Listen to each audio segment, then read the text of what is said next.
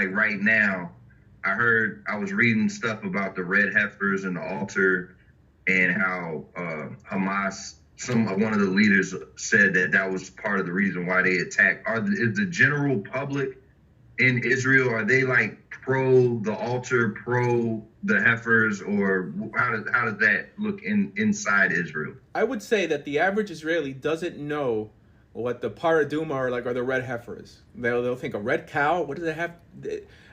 I don't even think that the average Orthodox Jew is familiar. It's funny. It appears in a section of the Torah that it's probably the most boring section to read. So it talks about getting a cow that is unblemished, either brown or red, and then they sacrifice the cow. They burn it. They take the ashes and they put the ashes in water. They either sprinkle the people with this water or they immerse in it.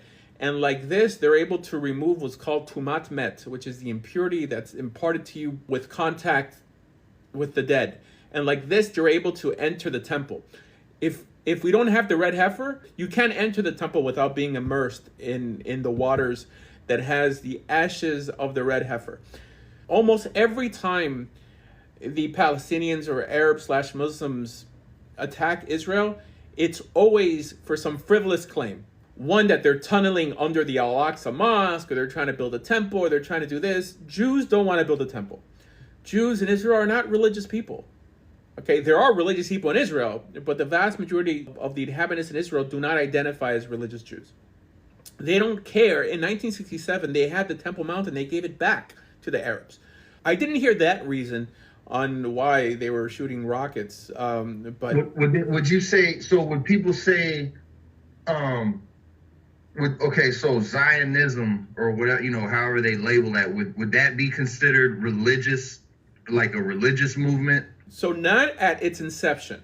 Zionism, at least what became popular Zionism with a capital Z, was Herzl Zionism. Now, Jews always dreamt for the time that they would be brought back to their land in a redeemed state and continue the line of biblical Israel. This is a little different than the secular Zionist movement that was created in Europe, which is what gave birth to the state of Israel. Now, there is a form of religious Zionism, which really stems back to the 30s, with the students and the ideas of Rav Kook. Rabbi Avram Cohen Kook was the first chief rabbi of Palestine. It was called Palestine back then, in the 30s, before the state of Israel became a state. And he had an idea that God could in some way usher in the Messianic age off the back of secular Jews who were forming the country. What do they call them? Halutzim, like the pioneers. Okay. And the people who hold to this ideology are typically found in the settlements. The hilltop settlers, the ones who are trying to build the land but are religious today, right? Because the settlers are religious, while those in the kibbutzim, those are typically secular. There's probably like maybe a handful of religious kibbutzes out there, but they're going bankrupt. So the settlers typically adhere to the ideology of Rav Kook. Right? And there's a whole yeshiva in Jerusalem called Merkaz Rav, which is the heart of the religious Zionist movement. The way you can tell who a religious Zionist is by the type of kippah they wear. So the type of kippah is like a knit kippah, like a crocheted style kippah, and it'll be either in like different colors or white. It's typically 2 or 3 tone knit kippot.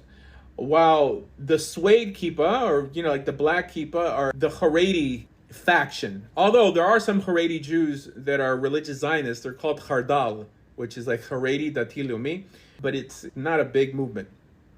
So yeah. What would Netanyahu? Because I saw when I was studying, just trying to learn about everything that's going on with the red heifer stuff.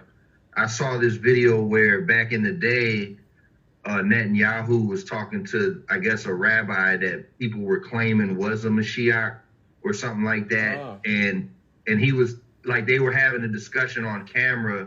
Basically, I guess he was telling Netanyahu, like, you got to hurry up and, we got to build a temple or, but this was like years and years and years ago. I know the video you're talking about. Yeah.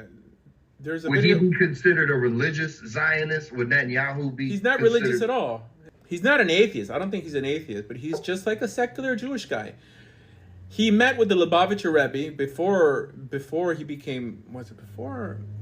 I don't, because he's been prime minister before, but he was also, I believe, the governor of Hebron. So he came down to New York, and the Rebbe like had this campaign that anyone could basically meet the Rebbe, and he gives them $1. So the Lubavitcher Rebbe actually told him not to go into politics. So like, it's not that he endorsed his whole campaign, but most of these discussions end with the Rebbe saying, let's pray that the Messiah should come and build a temple, this and that. But it falls on deaf ears with a secular person.